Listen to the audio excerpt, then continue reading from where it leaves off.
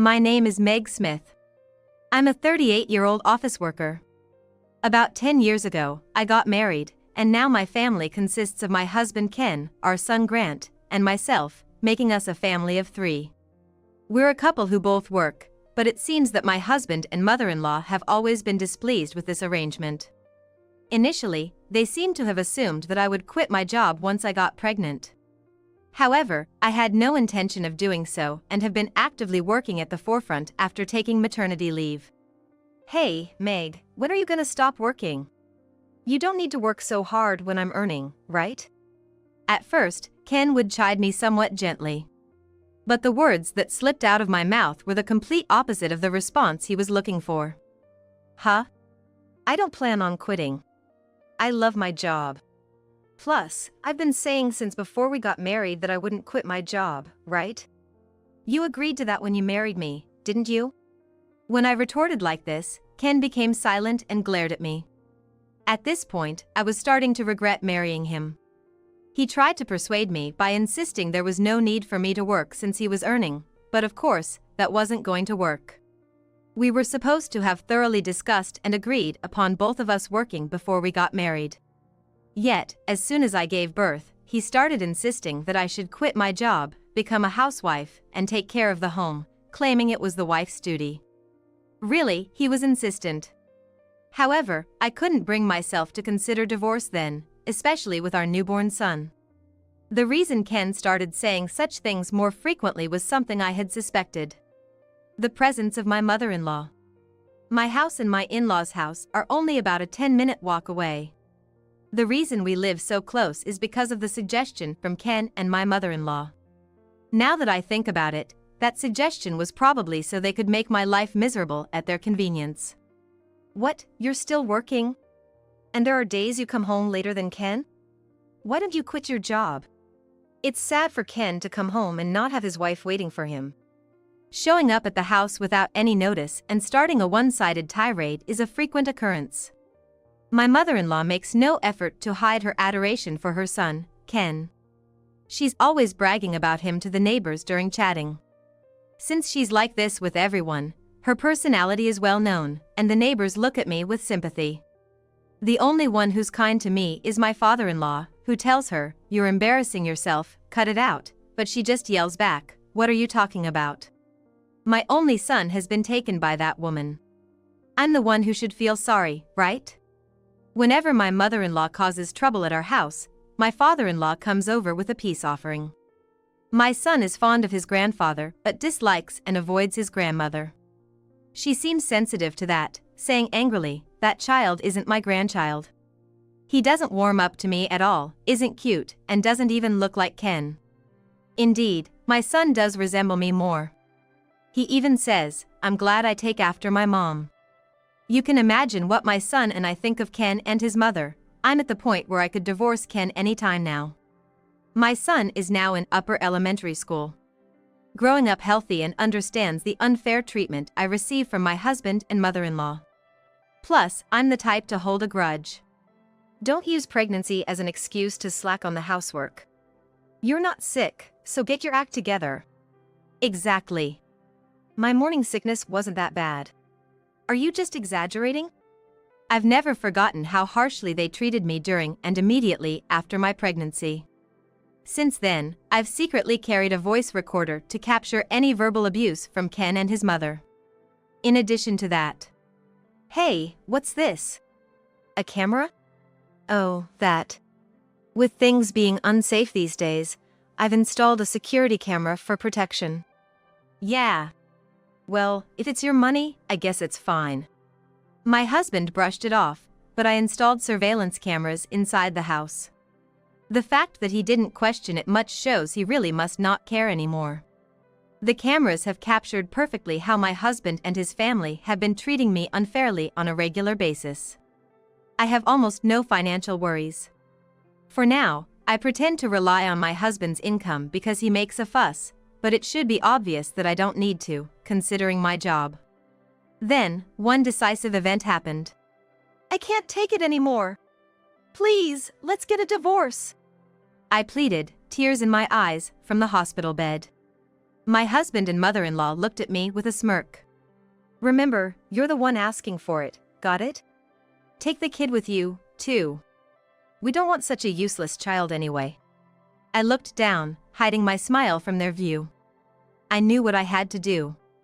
I was determined to make them realize their mistakes. They would learn the meaning of karma and retribution. This story goes back about 2 weeks. My father-in-law passed away. It was a sudden death due to a heart attack. When I received the news from my mother-in-law, I was so shaken that I kept asking, "What do you mean?" over and over. My father-in-law, who was always proud of his good health. The same father-in-law who had promised to take my son out to play on his next day off. I was confused. But my mother-in-law, seemingly annoyed, said, "I don't know much either. He just suddenly died. You should take care of the funeral arrangements and everything. I'm leaving it all to you." My mother-in-law said it dismissively and hung up before I could reply.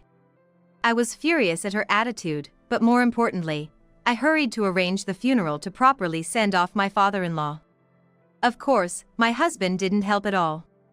Instead, he kept talking about money, saying things like, "Dad's inheritance, huh? Wonder how much we'll get. I'm looking forward to it." Even my son looked at him with disdain. With both my mother-in-law and husband acting this way, it was a relief that the rest of the family was sympathetic and cooperative towards me and my late father-in-law. After the funeral, we opened my father-in-law's will with a lawyer present. The modest inheritance was to be distributed equally. My father-in-law, who always boasted about his health, had realistically prepared for the future with his will made in consultation with a lawyer. The will included provisions for me and my son to receive part of the inheritance. The amount was small, but that didn't matter. I was truly grateful for my father-in-law's thoughtfulness. However, that's when my mother-in-law and husband caused a scene. "What's this pittance? He must have saved up more. Why are we only getting this much?" "Exactly. Normally, I, being the eldest son, should get the most, right? Hey Meg, Grant, you guys should hold back. Hand over any extra to me." Their remarks shocked the rest of the family. Amidst the disappointment and scornful looks, the two didn't stop their tirade. Eventually, the lawyer calmed things down, but my husband and mother-in-law still looked dissatisfied. I decided then and there, all right, it's time to divorce. Let's do it. "Mom, Grandpa's gone, and there's no point being with Dad anymore, right? I think it's better if we divorce soon," my son said. It was shameful to make him say something like that. "Yeah, you're right. I'm sorry for making you put up with so much." "No, Mom. You've been putting up with a lot, right? It's okay, he's not my dad or grandma anymore." As I stroked my son's head, who spoke so decisively, I began to steadily prepare for the divorce. Today, about 2 weeks after my father-in-law's funeral, my mother-in-law called me over. Despite having a bad feeling about it, I went to my in-laws' house. I planned to tell them, "I intend to divorce your son." My mother-in-law, settling heavily into the sofa, said right off the bat, "We're going to start living together at our place immediately. That's the plan." "Excuse me? Live together?" "Yes. Now that my husband is gone, it's tough being alone. It's a good opportunity, so Ken and I discussed it and decided we should live together." "I haven't heard anything about this." "Really? But it's already decided. Just accept it. Oh, and since we're going to be living together, I'll need you to quit your job and focus on taking care of the house." My mother-in-law smirked smugly, as if everything was going her way. Such shallowness. I was appalled. And I felt angry at my husband for proceeding with this living together plan without me, but then I thought, well, I'm going to divorce him anyway, so it doesn't matter. I stood up from the sofa and said, "Is that all you wanted to talk about? Then, if you'll excuse me. I have no intention of living with you at all." "What? Hey, wait a minute." My mother-in-law grabbed my arm tightly as I tried to leave. "Let go of me, please." "I won't. You're definitely going to live with us." "No, thank you. Besides, it's impossible. Because I'm planning to divorce your son. What? The moment I mentioned divorce, my mother-in-law's eyes widened in shock. Divorce? I won't allow it. What complaints could you possibly have about my son? Wow! Stop, please! I have plenty of complaints. You both had plenty of complaints about me, too. It's the same thing. I tried to argue back, but my mother-in-law, with strength belying her age, struck my shoulder. If she's this vigorous, she surely doesn't need someone to live with her. I'm done with a daughter-in-law like you. Whoa! Pushed with all her might, I stumbled. Wearing oversized slippers didn't help as my feet slipped out from under me. And then, I was falling towards the sharp corner of a piece of furniture. A nasty sound followed. What? My vision shook violently for a moment. Then, collapsing to the floor, I saw red drops falling. A dull pain arrived late, and I instinctively held my head. My hand was covered in blood. Ah, it seems I've cut my forehead. I feel dizzy. No! My mother-in-law, seeing me bleeding, turned pale and collapsed to the floor. Whose fault does she think this is? Could you call an ambulance? Yeah! Even though I asked, my mother-in-law was useless, just opening and closing her mouth. With no other choice, I grabbed the landline with my bloodied hand and called for an ambulance myself. Yes, please! After calling the ambulance, my strength drained away, and my consciousness started to blur. I could hear sirens in the distance. My memory of being in the ambulance afterwards is vague, but the cut on my forehead ended up needing several stitches. I was more shocked by the amount of blood than the pain of the injury, but the doctor said, "You're lucky you didn't pass out." If I had passed out, I probably would have been left there by my mother-in-law. Given the head injury, I had to stay in the hospital for a day of tests. When I called my son's school from the hospital phone, he showed up at the hospital, looking worried. Mom! Are you okay? He must have rushed over, as his backpack was unfastened, flapping as he moved. The assistant teacher who brought my son from behind peeked in, and we nodded to each other in acknowledgement. Sorry to worry you. I just bumped my head and got a cut, but I'm okay. Even with all that bandage wrapped around? Yeah, it's quite wrapped up, isn't it? I guess it's to keep it stable, but it does seem a bit much.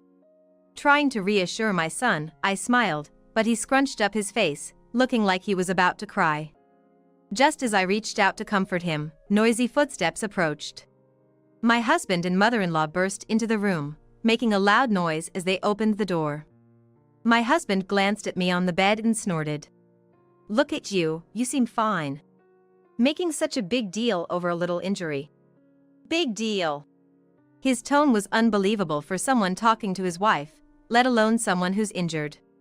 Mom was so panicked, I thought something serious had happened. I left work early to come here, you should be grateful. Compared to you, Mom's had it worse. You making a spectacle of your injury has turned her pale. Yeah, it's all exaggerated. It's your fault for falling on your own. Oh, it's bad for my heart. What if I had a heart attack because of you? Despite the situation, my husband and mother-in-law continued to berate me, showing no signs of remorse or apology, blaming me relentlessly, even though it was clearly their fault, and my husband just took his mother's side without question. My son, the assistant teacher, and even the nurse who came in because of the noise were speechless.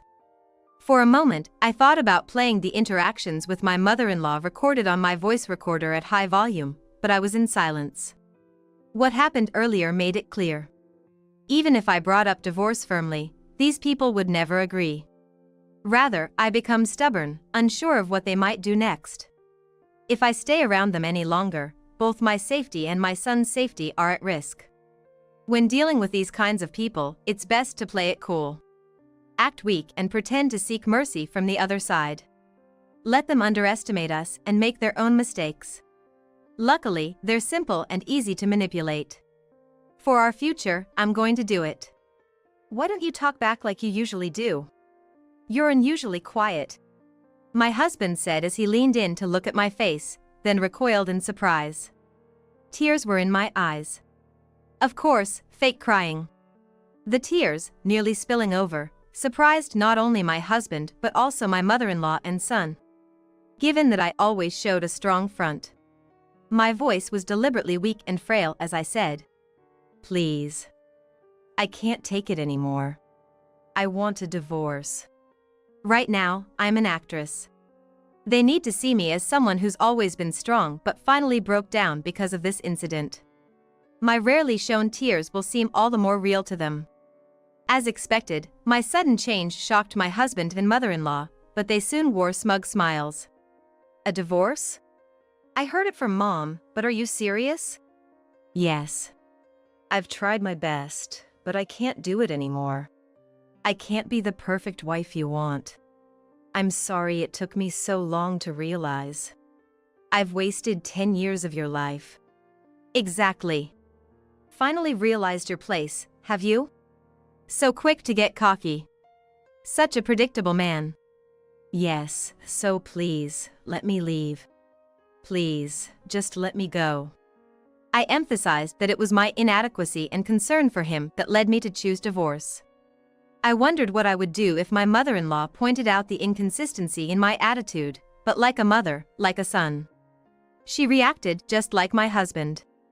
"Well, aren't you being obedient for once? But I guess that makes you a bit more likable. Ken, she's offering to step back, so that should settle it, right? After all, a woman like her isn't suited to be your wife. Just get the divorce over with." What they're saying now is the complete opposite of earlier. It's almost scary how easily they've been convinced. Glancing up at them, they were smiling triumphantly. "Fine, I'll give you a divorce. But remember, you're the one asking for it." "Yes, and take this grandson with you too. We don't want such an unlovable and useless child anyway." However, I have no intention of following their demands. But something my husband said caught my attention. "What do you mean by that? Why do you insist so much?" "Well..." My husband covered his mouth as if he realized his mistake.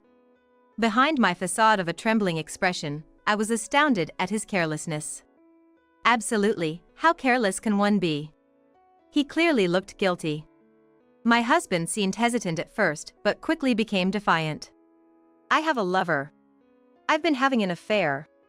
But since you're asking for the divorce, there won't be any issue. Got it?" My husband's dramatic declaration made me, my son, and the assistant teacher who was still present all roll our eyes, creating an awkward atmosphere. My mother-in-law, apparently unaware of the affair, was baffled. An affair? Though I had known about my husband's infidelity for a long time. My son had even seen him with his mistress, and of course, I had already investigated who she was, when they met, and how often they were meeting. "An affair, really? I had no idea." However, for now, I choose to forget about that. I act as if I've just learned about my husband's affair and the existence of his mistress. Completely unaware. My son, knowing that I was aware of the affair, might find my current act a bit complicated, but he would understand that I was just performing. I subtly winked at my son. "This charade will soon be over." "Thank you. Since you've agreed to the divorce, I've already prepared the divorce papers. Please sign here, and once I'm discharged from the hospital, I'll pack my things and leave right away." I pulled out the divorce papers from my pants pocket and asked for my husband's signature. My husband signed the papers saying, "This means I'm finally rid of you." What a relief, or something to that effect.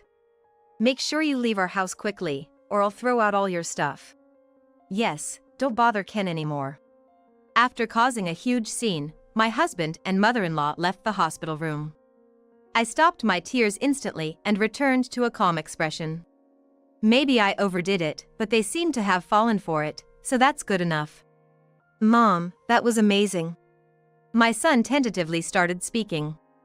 The assistant teacher behind him and I exchanged glances, and when I apologized for showing them something so bizarre, they surprisingly said, "No, that was incredible acting." I asked the assistant teacher to take my son home. He went ahead to pack his things. I wish my parents lived closer, but I have to take a flight to reach them. When I called them from the hospital phone to inform them about the divorce, They were first shocked, then told me I could come back home anytime. After the tests showed no abnormalities, I was cleared to go home immediately. When I arrived home, my husband had already left for work. I quickly packed my belongings and my son's, which he had already prepared, into the car and waited for him to return. "I'm home. Mom, let's go quickly." "Welcome back, Grant." "Yeah, let's go." Checking that Grant had climbed into the car with his backpack on, I started the engine. On the way to our temporary home at an apartment, we stopped at the office to submit the divorce papers. The apartment, decently far from the house we lived in and my in-laws' home, was conveniently close to a station and seemed like a comfortable place to live. Taking a deep breath in the empty room, I psyched myself up for what's next. There's still something I need to do. Spread out in front of me are the photos proving my ex-husband's affair. Along with that, I have recordings from voice recorders and surveillance cameras saved on my computer. And documents regarding child support and asset division prepared with my lawyer. My ex-husband has another secret besides his affair. Hidden assets. From what I've managed to gather, they amount to several $100,000. He probably plans to live with his mistress on that money for a while. It's laughable how easily I found out, yet they were so smug about it. There's one more thing. I need to retrieve my belongings. I sent several documents to the house where my ex-husband lives. As expected, there was no contact from him by the time they should have arrived. Whether he's ignoring them after checking or hasn't bothered to look at them at all. I decided to wait. The following week, my ex-husband called. "Hey, Meg. It's you, right? Please, help me." "Stop it." His scream was so loud that I had to pull my smartphone away from my ear. I switched it to speaker mode and set it down on the table. He was still ranting on the other end. Seemingly in tears. "Please, Meg. You're the only one I can turn to now. Come pick me up immediately." "Excuse me, but you're being really loud." After I snapped at him, he fell silent, his screaming stopped. "What's this all of a sudden? We're strangers now, aren't we?" "Oh right, did you check the documents I sent to your house? About child support and property division?" "That's not important right now, is it? It's my right to claim these things." "Well, if you want to fight it, I'm ready." "No, please wait. I really can't deal with that right now. A burglar broke into my house and stole all the cash I had there." "Oh, is that so?" The difference in our tones was astonishing. I had expected as much. I had already confirmed that my ex-husband, soon after our divorce, withdrew all his hidden assets and brought his mistress into the house. I also knew from gossiping with the neighbors that my mother-in-law bragged, "My son is so smart. He keeps a lot of money hidden from his wife. If she finds out, she'll take it all in the divorce. He even uses that money to treat us, such a good son." Kicking that useless wife out was the right decision. One should never underestimate the investigative skills of a detective agency or the speed at which gossip spreads among neighbors. Probably, the burglar acted on that information. The surveillance cameras at the house are still working fine, so I should be able to see the burglar. I'll submit the footage as evidence to the police. I told my ex-husband this matter-of-factly. He was speechless. "Where are you right now?" When I asked, my ex-husband stumbled over his words. "Well, I'm actually at the police station." "What's going on? I can't hear you very well." "So, I reported that there was a break-in at my house, but somehow I ended up getting arrested too. They said I was reported for illegal entry into the house, which is ridiculous because it's my house." "No, that house is mine. I reported it to the police." "What?" "Oh, did you forget? That house was purchased in my name, and I've been paying the mortgage. It's technically my house. You guys insisted on that, remember? I even have the audio of you saying so. Want to hear it?" "Yes, the house we lived in as a family is mine. The ownership and mortgage were put in my name because of some nonsensical claim that managing the house is the wife's duty. I never wanted to live near my in-laws in the first place. That was also a factor in considering the divorce. Over the years, my ex-husband seemed to have mistaken it for his house. I don't have any attachment to that house, but it sure helped teach my ex-husband a lesson this time. It's only natural to report that my ex-husband is living in my house without permission, right? When I tilted my head as if he was saying something absurd, my ex-husband fell silent.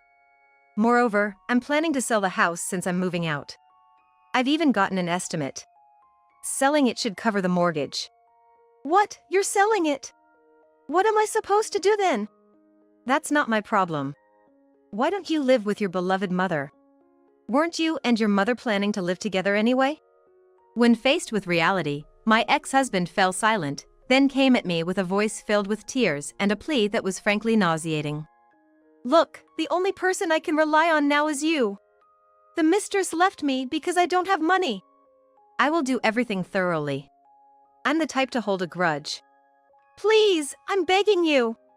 I can't continue paying child support under these circumstances. We were husband and wife, after all.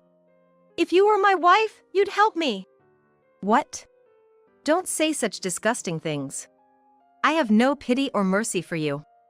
If you say you can't pay, then let's meet in court. Goodbye. I hung up the phone before my ex-husband could reply, feeling somewhat relieved. I guess I feel a bit relieved after all. After stretching a bit, having done what needed to be done, I felt a bit better. The following week, thanks to the evidence from the surveillance cameras I submitted, the burglar was arrested. However, the stolen money was already squandered on gambling. My ex-husband, thinking he could solve everything with money, got caught trying to embezzle company funds. Though he avoided jail time since it was an attempted embezzlement, he was fired from his job. Now, he's living on the edge, paying child support by doing day labor and covering the rest with loans. The house sold, he ended up moving in with his mother-in-law, but their relationship soured over this incident, leading to frequent loud arguments and police reports. The one concern I had was about my father-in-law's ashes, but thankfully, other relatives agreed to take care of them. After witnessing the commotion at the funeral, they'd had enough of my ex-husband and his mother. Out of concern for me, they also took care of the 49th day memorial service. I'm truly grateful for the kind people around me. My son and I moved to a new town. I received a promotion at just the right time and was assigned an important position at a branch office. What's more, my parents' house is now close by. We live freely, without interference from anyone. And once we're settled, my son and I plan to visit my father-in-law's grave. You're just a parasite living off of me. If you have a complaint, divorce me and get out. The beer he flung at me out of the blue, along with those words, left me stunned. Has he forgotten all that I had done till now? It's impossible for me to spend a lifetime with such a person. All right, I said, and left the home that I had lived with my husband for many years. I couldn't possibly stand being called a parasite in silence. My name is Lisa Parker. I'm a 42-year-old housewife. My husband, Mark, is 4 years older than me at 46 and works for the local county office. We've been married for 12 years. We initially both worked, but I quit my job 5 years into our marriage. I actually wanted to continue working. I thought I'd have a child right after getting married, but I started feeling impatient as 2 years passed with no baby. I keenly felt the silent pressure from my in-laws who wanted to see their grandchild. When my mother-in-law finally said, "Is it because you're working that you can't have a child?" I decided to quit my job. I decided to focus on fertility treatments. Many people continue working while undergoing fertility treatments. But I've always had a weak constitution and was anxious about treatments while working. I remember Mark being happy when I quit my job and became a full-time housewife. He assured me that it would be easy to support me on his income alone. Despite quitting my job and becoming a housewife, we still don't have children. Mark was very supportive of the fertility treatments. We both love children and wanted to have one soon. I think I felt a little rushed when my in-laws said they wanted to see their grandchild soon. There was a tremendous struggle before I came to the understanding that having a child doesn't necessarily go according to plan. 5 years have passed since then, and we're no longer undergoing fertility treatments. We tried various things, but we were not blessed with a child. Both Mark and I have had thorough examinations. We thought there might be a problem with one of us. I've heard that many husbands are reluctant to get tested. That was not the case with Mark. I remember feeling relieved when he willingly took the tests. The results showed that we were both healthy and normal, so it seems to be a matter of luck. Also, my health was at its limit to continue the fertility treatments. When I told Mark that I was taking a break from the treatments, his reaction was more intense than I had imagined. What are you talking about now? Do you know how much the treatments have cost us? Are you planning to continue being a housewife without even undergoing treatments? He kept blaming me and kept bringing up the cost of treatments. Yes, I know the treatments were expensive and difficult. I felt guilty, and I covered most of the treatment costs with my savings from when I was single. Despite knowing that, Mark kept saying that his hard-earned money was being wasted. Hold on, that's too harsh. You know my body's at its limit, don't you? Mark, who only talks about money without any words of concern for his wife's body, finally got to me. That really got my goat. I couldn't help but retort back in a loud voice. If that's the case, you shouldn't have suggested infertility treatments in the first place. I, who usually never talk back, opposed, and it seemed Mark didn't like that. Yet, he couldn't seem to strongly rebut me. Perhaps he was remembering that he too had agreed to fertility treatments. That day, he left the house and didn't return for quite a while. We had a few fights about the treatment afterward, but things have somehow recently settled down. Maybe Mark has given up on the idea of having a child. I feel guilty about that, but I think we just have to accept that it was our fate. Life as just a couple isn't bad. That's what I kept telling myself. My classmates who have kids seem to be having a hard time financially. Many of my friends continue to work to secure their children's future and their own old age. Mark never outright says it, but he seems unsatisfied with me quitting the treatment and becoming a housewife. After much thought, I decided to start a side job that I could do from home. Immediately, I told Mark about it when he came home from work. Mark laughed at my story as if it was a joke. If it were that easy to make money, nobody would go out to work. Starting with those words, he started to endlessly talk about how busy he is working during the day. Most of it was complaints about dealing with the public. Mark, whose main job is dealing with the public at the counter, seems to be under a lot of stress. A job you can do from home? Well, at least make enough for my allowance. Not that I'm expecting much. Mark ended the conversation like that. I think Mark probably didn't understand even half of what I said. If he had understood, he wouldn't have reacted like that. I tried to explain again, but Mark was no longer listening.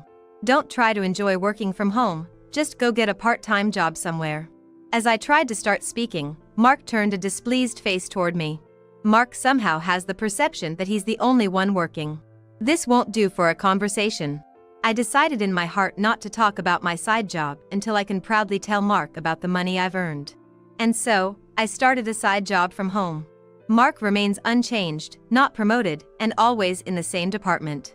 It's rare for a public servant to be in the same department for over 3 years.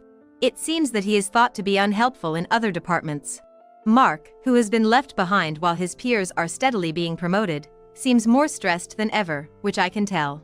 Firstly, the amount of alcohol he consumes at home has increased. Of course, the number of times he comes home drunk after drinking outside has also increased. Moreover, he always comes home completely drunk. And the next day, he would take the day off due to a hangover. This would surely affect his attendance record. On top of that, he didn't like me constantly on the computer even on my days off and had started going to the slot machines, something he had never done before. Sometimes he wins, but most of the time he loses. I once told Mark that it's a waste of money and suggested he find another hobby. Mark retorted, "What do you know?" before storming out. He returned late at night, thoroughly drunk. When I was called out to the front door in response to a loud call, the taxi driver was supporting Mark, who seemed unable to stand on his own due to his drunkenness. I dumped Mark in his room next to the entrance as he was. The taxi driver said apologetically, "I haven't received the fare yet." I planned to pay it from Mark's wallet, so I found his wallet and checked it. It was completely empty. He probably blew it all at the casino. In a hurry, I paid the taxi fare from my own wallet that I had left in the kitchen. I wonder what he would have done if I hadn't been home when he took a taxi home drunk and penniless. The next morning, Mark woke up with his usual hangover.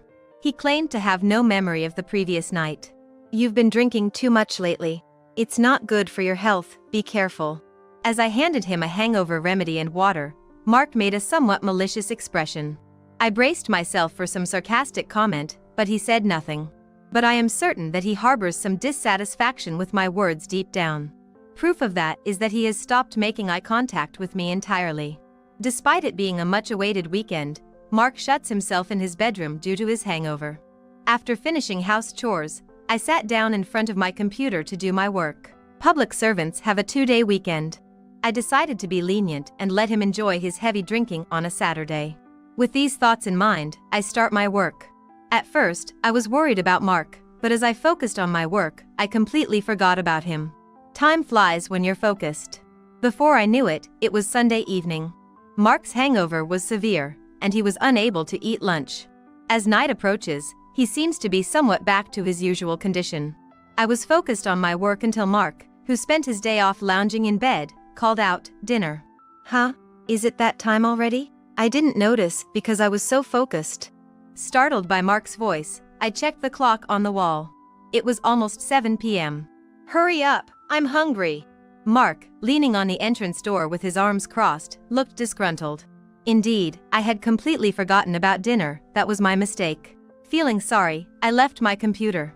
I hadn't done any shopping, so I had to make dinner with what was left in the refrigerator. I prepared dinner in a hurry. While I was busily preparing dinner in the kitchen, Mark was sprawled out on the living room sofa, doing nothing. From time to time, he called out, "Isn't it ready yet?" "It'll be ready soon, sorry. Please wait a bit." "You're slow, hurry up. You're a stay-at-home wife, and you can't even do this right." As Mark continued to complain while lying around, I gradually became irritated. If he was so hungry, he could at least help a little. I felt my remorse gradually changing into resentment towards Mark. My movements as I prepared dinner became rougher. He must have heard the sounds in the living room. I heard a sharp tisk from the living room. Because of all this, the atmosphere at dinner was terrible. Watching Mark eat his meal in silence with a sullen face, I felt fed up.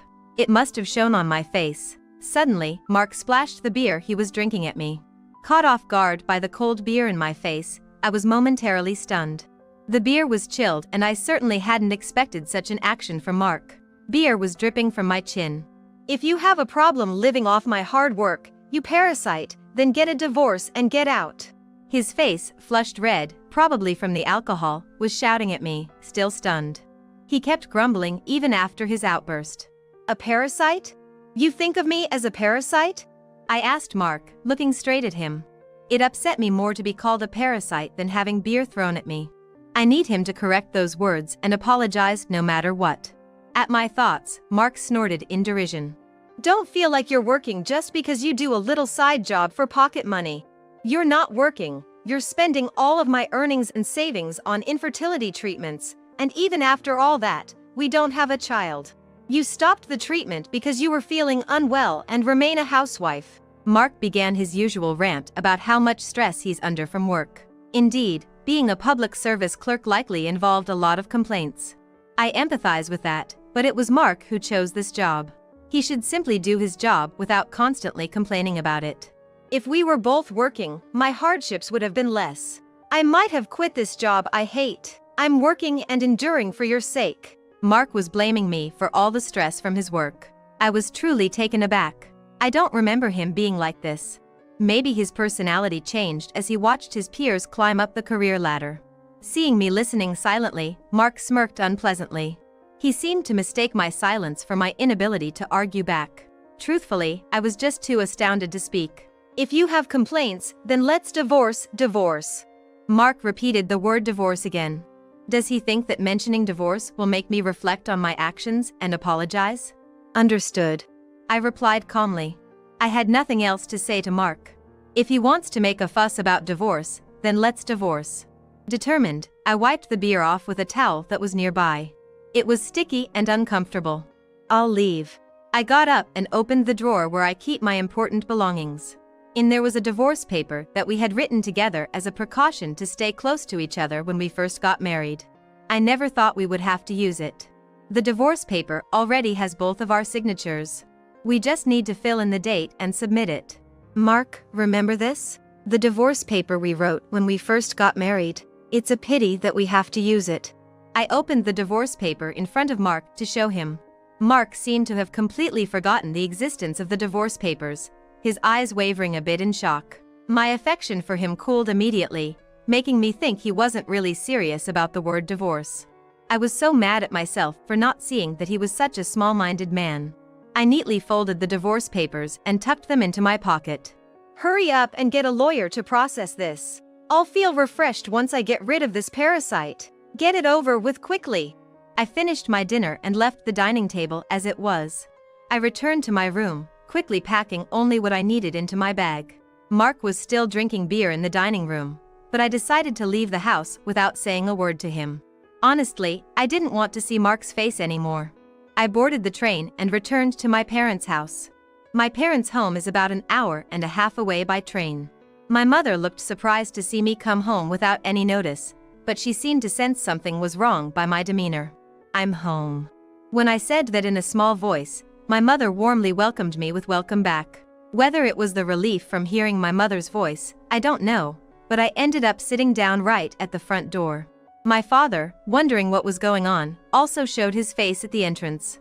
Seeing me sitting down at the entrance, he seemed to sense something was wrong as well. And so, I returned to the comfort of my parents' home. Once I had calmed down a bit, I told my parents what had happened tonight.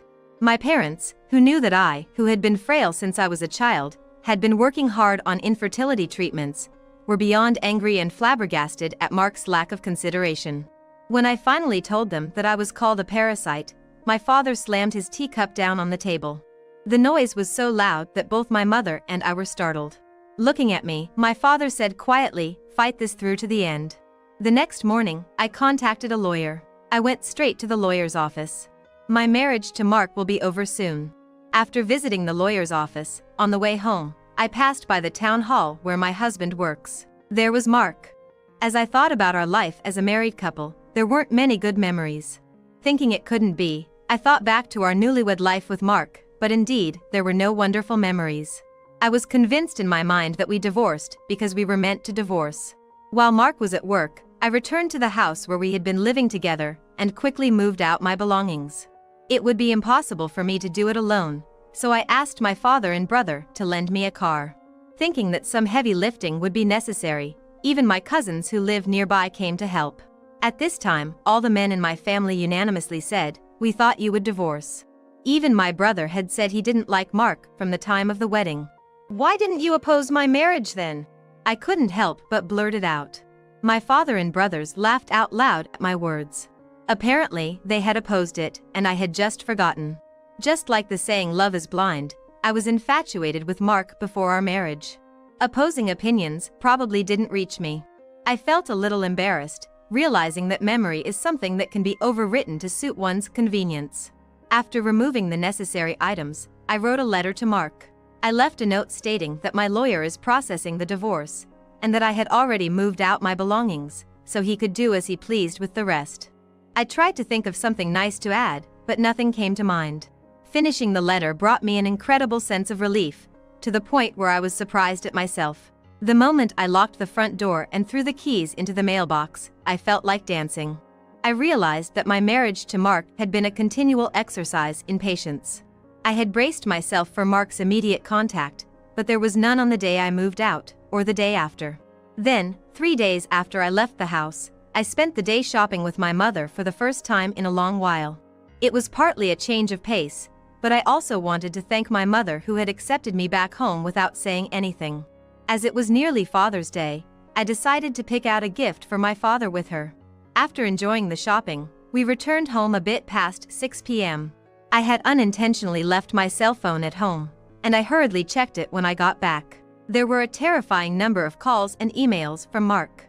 Among Mark's calls, there were also calls from a friend. He's probably asking around my friends for my whereabouts. I felt sorry for the trouble I had caused my friends. As I was wondering whether or not to contact Mark, my phone buzzed, notifying me of an incoming call. When I checked the screen, it was Mark calling. I knew I couldn't keep running away forever, so I decided to pick up. Lisa, where are you? Things are really bad. The moment I answered the phone, Mark's yelling filled my ears. He sounded very frantic, and I couldn't make out the words he was blurting out. Huh? What? I've already submitted the divorce papers, we're practically strangers now. I don't know what's so bad, but it doesn't concern me, does it? I deliberately spoke slowly. I hoped that it would further irritate Mark. My provocation easily riled up Mark. You just went and hired a lawyer on your own. He made it sound like I had done everything on my own, even though he was the one who had initiated the divorce. This really got on my nerves. Hold on a minute, remember, you were the one who wanted a divorce, right, Mark? Feeling liberated now that the parasite is gone, are we? Oh, did you realize that maybe you're the parasite? At my words, I could hear Mark catching his breath on the other end of the line. I had expected the call would come soon. Did you think I didn't know about your debt? Actually, Mark had a debt. It was a debt he had accumulated from gambling. It was about 5 years ago when I found out that he was deeply in debt from casino and boat racing. Mark's excuse was terrible. He seemed to think that since I was spending money on infertility treatments, he should be able to spend as well. I remember being confused when he told me that. In the end, we promised to repay this debt together. Mark, who had cried and promised never to gamble again, continued to do so, and I knew it. Did you think you could repay your debt and live a normal life on just the living expenses you give me? Mark was silent on the other end of the line. Mark used to hand over the living expenses from his salary to me, and he was free to use the rest as he wished. At first, he would give me the money to repay his debts separately from the living expenses, but eventually, the debt repayment money stopped being included in the living expenses envelope. He had fallen into gambling. Let me guess, you've been borrowing money from your family to repay the debts, haven't you? Are you mooching off them too? Mark spat out with as much sarcasm as he could muster. He seemed to think that I was borrowing money from my family to meet the monthly debt repayments. He even seemed to know that the money he was giving me wasn't enough to repay the debt. I haven't borrowed a single penny from my family. I've been repaying your debts with the money I earned from my side job. But now that we are strangers, I don't have any obligation to repay your debts. Did you really think that you could live a normal life while repaying debts with your salary alone? Mark must have called because he'd been contacted by his creditor. The money he borrowed wasn't from a particularly reputable source. He borrowed from banks, maxed out his credit cards, and ended up in debt to financial companies. There was some debt collection involved. It seems they contacted his workplace. He was panicking. So, it's not me who is the parasite. You were my parasite, Mark. Stop lying. You can't possibly have made that much money from a woman's work-at-home job. Stop showing off. Just go borrow some money from your family and pay it back. Mark was always looking down on me. I couldn't help but sigh in disbelief. My side job is affiliate marketing. You could look it up on the internet. If you try a bit, you can easily out-earn your salary. I wonder why you didn't realize this when I was no longer dependent on you, especially since you are a public servant. The truth is, the side job I chose was quite profitable. I won't say that anyone can make money from it. How much you earn probably varies from person to person. But my strategy, based on the skills and experience I gained while working in a major corporation's marketing team, was a huge success. Well, that's how it is. I said that and hung up the phone. Mark tried to say something, but I didn't feel like listening to the end. It would probably be something like, pay for me, or I need a loan. Hanging up the phone made me feel like I'd really severed ties with Mark. He probably had other debts that I'd been repaying, and maybe even new ones he'd taken on. Well, it's none of my business anymore. After that, Mark kept calling me for several days. He seems to have come to my family home when I was out, but my father sent him away. At that time, he reportedly said, I want you to lend me some money. Just how greedy can he be? To think I used the money I earned to repay his debts. It was ridiculous. He should have relied on his parents, but apparently, he'd already done so. He'd borrowed a large amount from his in-laws, and had been disowned without my knowledge. I did feel a distance growing between us and his parents at one point. Mark had told me that his brother and his wife had moved in with them, so they were keeping their distance to avoid being a nuisance, but that must have been a lie. Unable to rely on his own family, he kept borrowing money to repay his debts. I always figured he'd eventually go bankrupt, but it came about surprisingly soon. In the end, he seems to have borrowed money from loan sharks, and even the city hall was hit by debt collectors.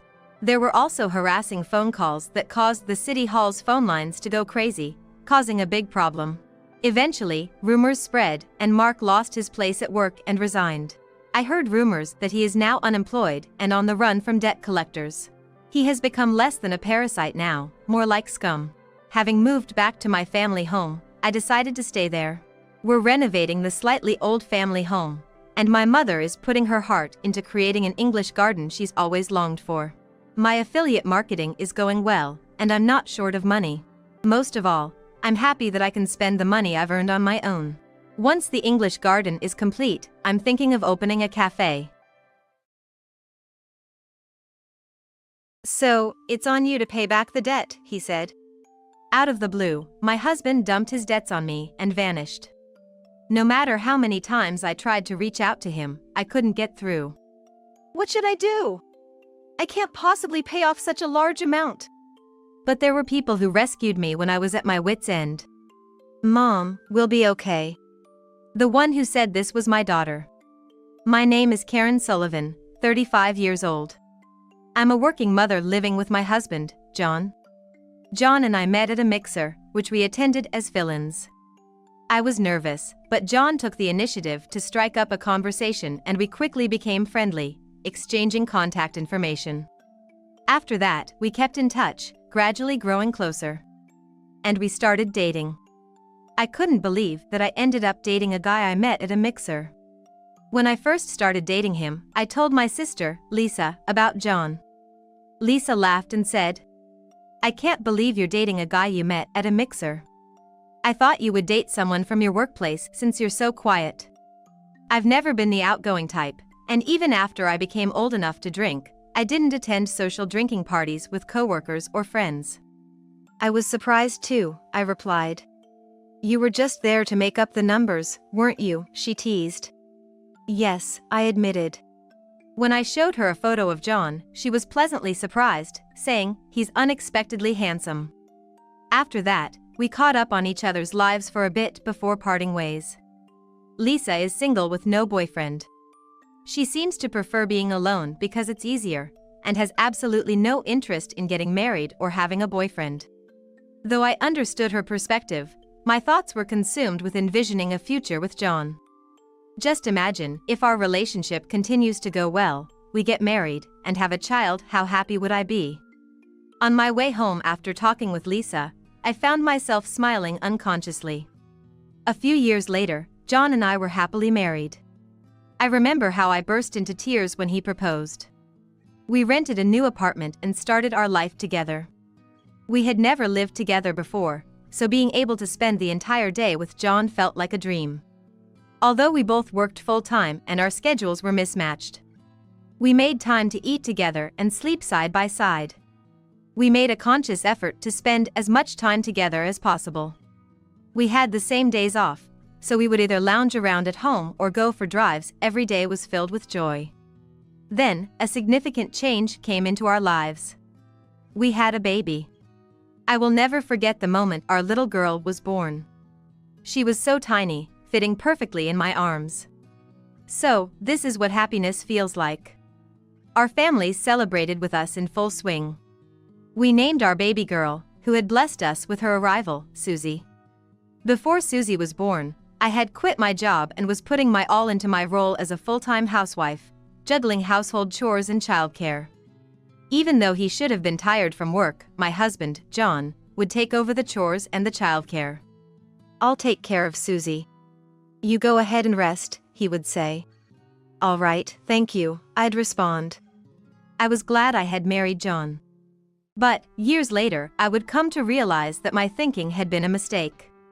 A few years after Susie was born, John suddenly quit his job. He explained to astound me why he had quit. Apparently, he had been feeling stressed due to not getting along with his new boss. But, that doesn't mean he shouldn't have consulted with me. Sure, if my husband is struggling, quitting is an option. But, we are a family now, barely managing our finances with John's income, so he could at least have discussed it with me a bit. What on earth? You're quitting out of the blue? Did you find another job? I asked. No need to worry. I've thought about it, he replied vaguely. His answer wasn't very reassuring. I had nothing but anxiety, but I had no choice but to trust John. Soon after, John found a new job. That was a relief. I could have gone out to work too, but Susie was still very young, so I wasn't keen on that idea. I wanted to watch Susie grow a little bit more. How's the new job? Can you handle it? I asked him. It's all right, he answered. Did something happen at the company again? Like, you didn't get along with your boss or your colleagues? Relax, it's all good. Here, I'll take care of Susie.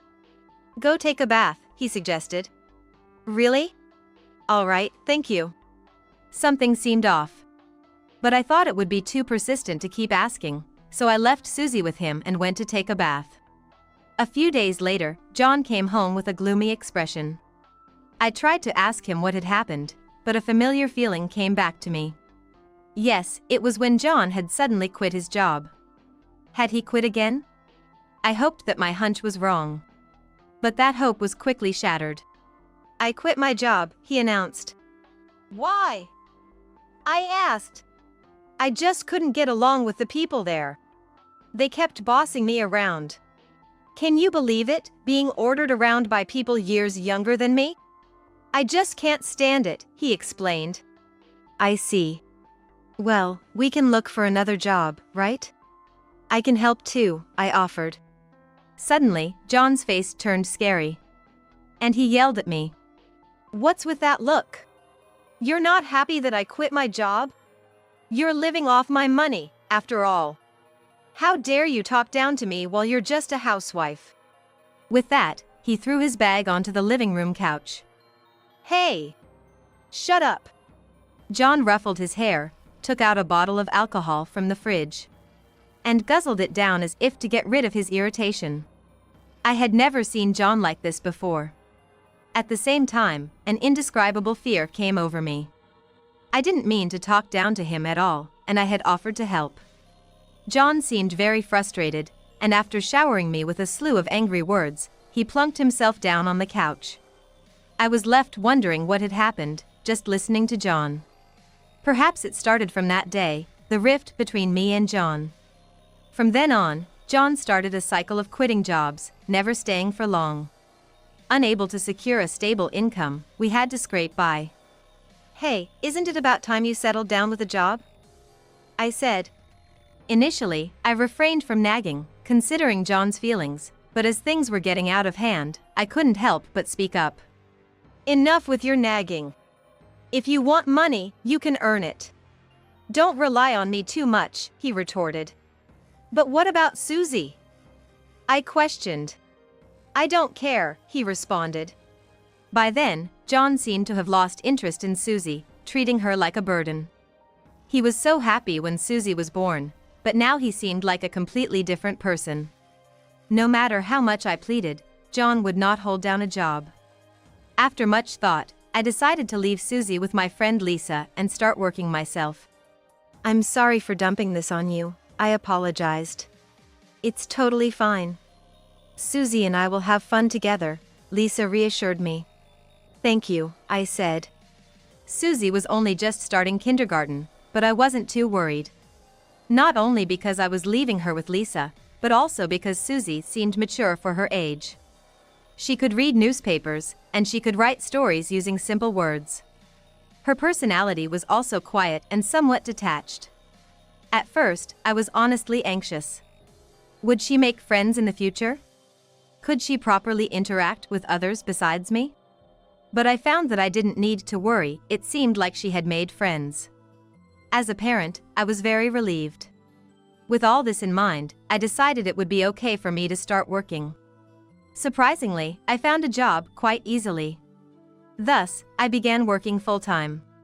The salary was quite good. Even if John quit his job again, I could support the family. It was tough, but the colleagues were kind, and I was able to work joyfully each day. A few years after I started working, John finally began to work seriously. Maybe he found a stable workplace. Just knowing that gave me some peace of mind. At the same time, I felt John's mood gradually improving. It was as if he had returned to the John the first knew when we got married. Being full-time, he started caring for me, asking, "Are you okay? Aren't you tired?" His personality change was so drastic, it was puzzling. But with his work situation stabilizing, I thought perhaps he was feeling more at ease, and I felt a bit relieved. Susie was also growing healthily. Around this time, John became kind to Susie again, playing with her as a father should. Susie seemed to enjoy playing with John, which made me smile. But still, I was scared to quit my job. So, I continued to rely on Lisa. How's Susie?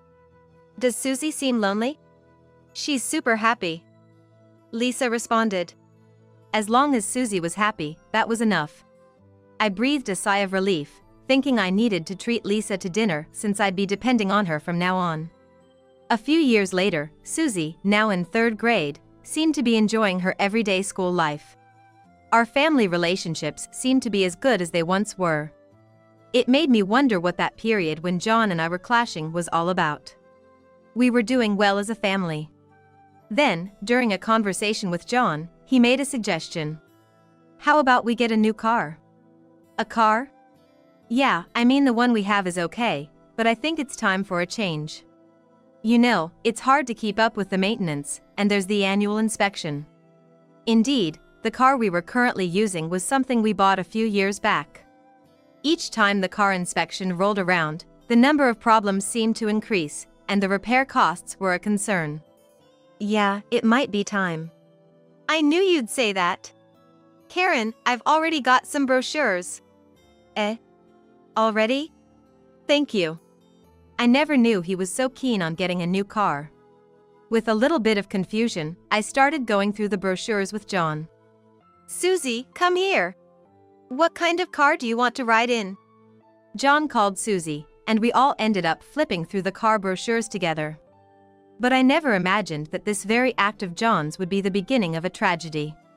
A few months later, we finally decided on a car and had it delivered. It was a new car costing just over $20,000. The car loan was in my name. Normally, it would be in John's name, but his job history was unstable, and I was worried that he wouldn't pass the credit check. From now on, I decided to work even harder to repay the loan. John must be feeling the same way, I thought. Despite my assumptions, my thoughts turned out to be greatly mistaken. Unbelievably, John stopped coming home. He disappeared somewhere with the newly bought car. Could it be that John had been involved in some incident? I didn't know what to do. During my confusion, I got a phone call. It was from John. "Hello, John. Where are you now?" I was so worried that I raised my voice without realizing it. "Hey, don't raise your voice so much." "But you suddenly disappeared. And the car is gone too. I was worried whether you had run away or gotten involved in an incident." I desperately explained how worried I was about John. However, John just laughed off my concerns and revealed a shocking truth. "Actually, I've fallen in love with another woman. I love her more than you." "What? What do you mean?" "I mean exactly what I said. I've found someone I love more than you. I've hired a lawyer and started the divorce proceedings, so don't interfere with me anymore." Divorce? That's too sudden. "Oh, and I have some debts. Take care of them for me, will you?" "Debts? How much?" "Maybe around $300,000? You're gonna take care of it, right?" With that, John abruptly hung up. Could this really be happening? All those smiles he had shown me up to this point, were they all lies? I felt drained as I pondered the thought. "Mom, are you okay?" Susie softly rubbed my back as I collapsed onto the floor. Yes, I'm okay. Thank you." Though I said I was okay, I was obviously far from fine. Would I have to carry a large debt from now on? $300,000 was an astronomical amount. Moreover, the car payments were still in my name. In a sudden realization, I began to search for my bank book. I looked everywhere I could think of, the shelves, cupboards, counters, and lockers, but it was nowhere to be found. My debit card were also missing. I opened the banking app on my smartphone. My balance had decreased. I had no recollection of withdrawing the money. John was the only one who came to mind. But I couldn't reach out to John no matter how hard I tried. It's no use. I was at a loss. But right now, I needed to focus on making money. There was no time for worrying. With that in mind, I concentrated on my work. I didn't say anything to Lisa as I didn't want to burden her with my worries. Of course, I didn't tell Susie either. A few weeks after John had fled, I blacked out at work. When I woke up, I was in the hospital. Huh? Karen? Are you okay? Sis. Susie was standing next to Lisa. Apparently, I had collapsed due to excessive stress. Now, I had to stay in the hospital for a few days for extensive tests. Going to stay in the hospital? Once you're out, we need to talk about John. I know everything from Susie. From Susie? You mean you knew everything? Yes. I overheard your call with Dad. I couldn't believe Susie had known all along. I was a bit depressed, thinking I'd get scolded by Lisa once I got out. The next day, the tests began. To my shock, they found cancer in my body. It wasn't advanced, and they said it would improve considerably with surgery, so I had the operation. After that, I was discharged, which was good, but I was not fit enough to work for a while. I had no savings, no income. On top of that, I had to pay for the surgery and hospitalization. That's when Lisa and Susie came to my aid. Susie had explained to Lisa in detail about my situation and what John had done. Hearing this, Lisa was furious. She decided to do whatever it took to find John and make him pay for the debts and damages. But I didn't know where John was. How are we supposed to know where John is? How are we supposed to claim anything? That's when Lisa made a suggestion. John had a car registered under Karen's name, didn't he? Since it's technically Karen's property, why don't you try to retrieve it first? Can I really do that? As I expressed my doubts, Lisa made a surprising comment. Actually, I found out where John works. Apparently, John worked at a company located in the same building as Lisa's. Although Lisa primarily works remotely, she occasionally sees him when she goes into the office. Well then, go to John's place immediately. I was ready to head to John's place immediately. I feared if we didn't act soon, he might disappear somewhere. However, Lisa stopped me. It's reckless to go there without any plan. I have a good idea. Or rather, Susie and I do. Hey! A plan? Lisa and Susie exchanged glances. I had no idea what they were thinking. As I watched them in a daze, Susie broke into a wide smile. Don't worry. We have a plan. What could they be plotting? Even when I tried to ask, they wouldn't tell me. However, a month later, I found out what Lisa and Susie had done. While I was at Lisa's house, a call came in from a certain individual. When I checked my phone, it was John. I ignored the first call, but he kept calling relentlessly. I wonder what he wanted. Tentatively answering the call, I heard John shouting in panic. Hey, help me! What are you talking about? Just come. If things stay like this, I'll get arrested. And with that, John blurted out his location and hung up. Lisa and Susie, who had heard the conversation, finally spilled the beans. Actually, we reported the car as stolen. And it was Susie who came up with this plan. Brilliant, right? Susie blushed shyly. I thanked Lisa and Susie, and headed to where John was. The location was a park relatively close to our house. John was surrounded by police officers. They were probably questioning him. We went to John's location. We then explained the situation to the police officers and asked them to leave. After that, John ushered us into his car to talk. Inside, there was a stern-looking woman with crossed legs sitting in the passenger seat. The woman kept glaring at us. Man, I'm glad you guys came. But why did the cops show up at my place? John seemed oblivious to what the police had told him, which made me sigh. Well, because we reported the car as stolen. It's my property, after all. What? John and I are already divorced. Right now, he was technically driving someone else's car.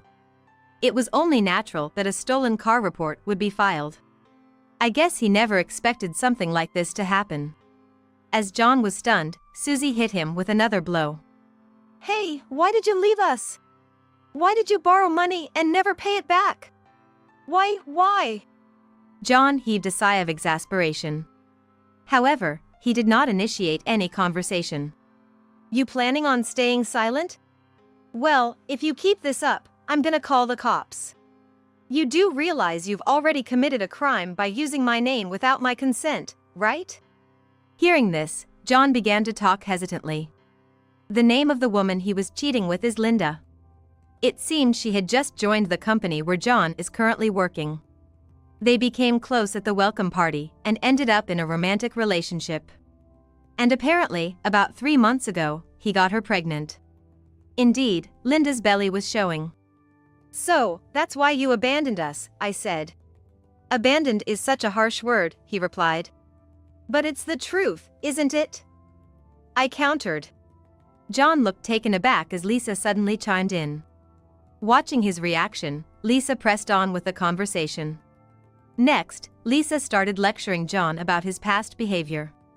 How he dumped his debts onto others, his attitude towards the family, his habit of quitting jobs quickly, and his tendency to shout at the slightest provocation. Whether John was remorseful or not, he kept his head down in silence. Linda seemed to be getting increasingly irritated at John's silence. I tried to ask about the reason for the debt, but he wouldn't tell me anything. At that moment, Linda, losing patience, blurted out a shocking revelation. This guy took out loans in his wife's name, and he bought me loads of designer stuff. He's really the best. It seems he incurred a debt of about $300,000 just to lavish Linda with gifts. What on earth did he buy to rack up such a huge debt? From the looks of it, he must have bought multiple items worth tens of thousands each. I was utterly dumbfounded. But what intrigued me was why Linda had disclosed the reason for the debt. If she was in cahoots with John, revealing this information would only put them at a disadvantage. As I was contemplating this, Susie asked Linda a question. Hey, your belly's pretty big. Is it a baby? When are you due? Maybe in about 3 months? Linda replied. Due in 3 months, that clearly didn't add up. If she got pregnant 3 months ago, she'd still have a long way to go before giving birth. Lisa also seemed to have the same thought and started questioning Linda. Are you sure the baby is John's? There's no way it's due in 3 months. Whose child is it?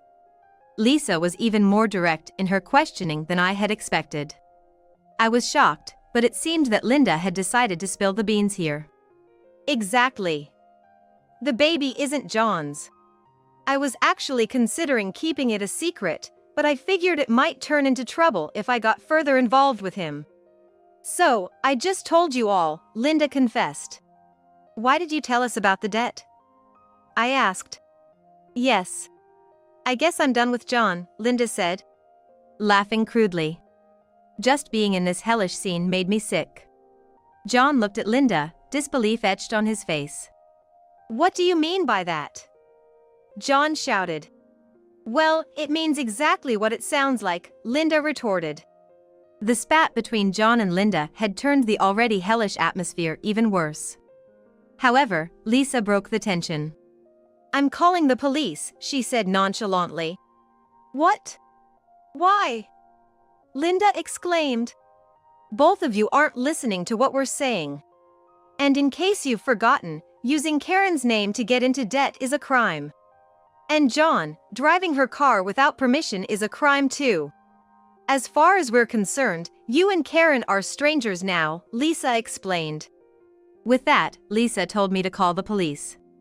John and Linda tried desperately to stop me, but I brushed them off and continued with the call. A few minutes later, the flashing lights of a police car could be seen. This was the way to make them pay for their sins. The debt and the car issues, they'd have to figure it out. I felt relieved. Afterward, both John and Linda were held accountable for their actions.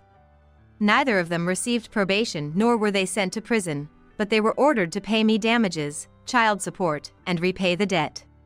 It seemed they were both quite put out by it all. They pleaded multiple times through their lawyer for a reduction, but in the end, the recording Susie had made in the car served as evidence, and no reduction was granted. I wondered why Susie had been recording. When I asked, she said she'd seen it on a TV show she'd watched with Lisa, and had decided to do the same. As I thought, Susie really was clever. At the same time, I wondered what Lisa had been showing her. Since then, Susie and I have been living with Lisa. Her house wasn't far away, so it wasn't an issue for Susie to commute to school. We got the car back safely, and John was dealing with the debt. If he hadn't done all these strange things, John wouldn't have ended up in this debt-filled hell.